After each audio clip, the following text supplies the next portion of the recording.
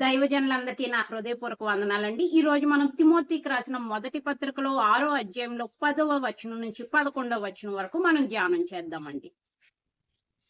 ధనాపేక్ష సమస్తమైన కీడులకు మూలము. కొందరు దానిని ఆశించి విశ్వాసం నుండి తొలగిపోయి నానా బాధలతో తమ్మును తాము పొడుచుకొనిరి. అర్థమవుతుంది కదండి. ధనాపేక్ష అంటే ఏంటండి? అనీతి మార్గంలో డబ్బులు సంపాదించాలనే కోరికనే ధనాపేక్ష అంటారండి. ధనాపేక్ష వల్ల మనకి ఎన్నో కీడులు కలుగుతాయండి. అర్థమవుతుందండి.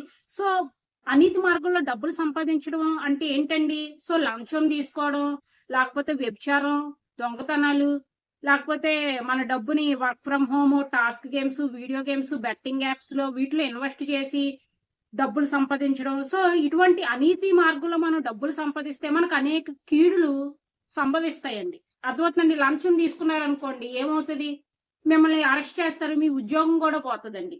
అదే విధంగా మీ యొక్క డబ్బుని ఇటువంటి బెట్టింగ్ యాప్స్, ఇటువంటి work from home, video games లో ఇన్వెస్ట్ చేశారనుకోండి, ఆ డబ్బులన్నీ పోతాయి. డబ్బులన్నీ పోయి మీరు అప్పుల పాలైపోయి చనిపోతారు, సూసైడ్ చేసుకుంటున్నారు.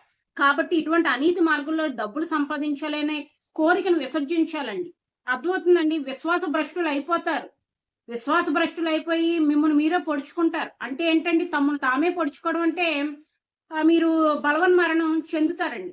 శోధనలు, వేదనలు వచ్చేస్తాయి. అర్థమవుతుందండి. అందుకనే అనీతి మార్గంలో డబ్బు సంపాదించాలనే కోరికను విసర్జించాలి. కష్టపడి డబ్బులు సంపాదించాలి, నీతి మార్గంలో డబ్బులు సంపాదించాలి. ఉన్న డబ్బుతో సంతృప్తిగా బతకడం కూడా నేర్చుకోవాలండి. 11వ వచనం చూద్దామండి. దైవజనుడా, నీవైతే వీటిని విసర్జించి నీతిని, భక్తిని, విశ్వాసమును, ప్రేమను, ఓర్పును, సాత్వికమును సంపాదించుకొనుటకు ప్రయాసపడుము. సో భక్తుడైన పౌలు తిమోతికి చెప్తున్నాడండి, ఇటువంటి అనీతి మార్గంలో డబ్బులు సంపాదించుకోవాలి అనే ఆలోచనను విసర్జించు. ఓ దైవజనుడా, నువ్వు నీతిని సంపాదించుకో, అనేక నీతి కార్యాలు చేయి. విశ్వాసాన్ని సంపాదించుకో, దేవుని యందు విశ్వాసాన్ని సంపాదించుకో. భక్తి, దేవుని యందు భయభక్తులు కలిగి ఉండు. ఇంకా ప్రేమ, సహోదర ప్రేమను కలిగి ఉండు. ఓర్పు, నీకెన్ని శోధనలు, వేదనలు వచ్చినా నువ్వు పాపం చేయకుండా ఓర్పుతో దేవుని కొరకు కనిపెట్టుకొని ఉండు. ఇంకేం చెప్తున్నాడండి? సాత్వికం, గర్వం లేకుండా ఉండు. నువ్వు వీటిని సంపాదించుకోవటం కోసం నువ్వు ప్రయాసపడు. అంతేగాని అనీతి మార్గంలో డబ్బులు సంపాదించుకోవాలనే ఆలోచన నువ్వు విసర్జించు అని మన భక్తుడైన పౌలు తిమోతికి చెప్తున్నారండి.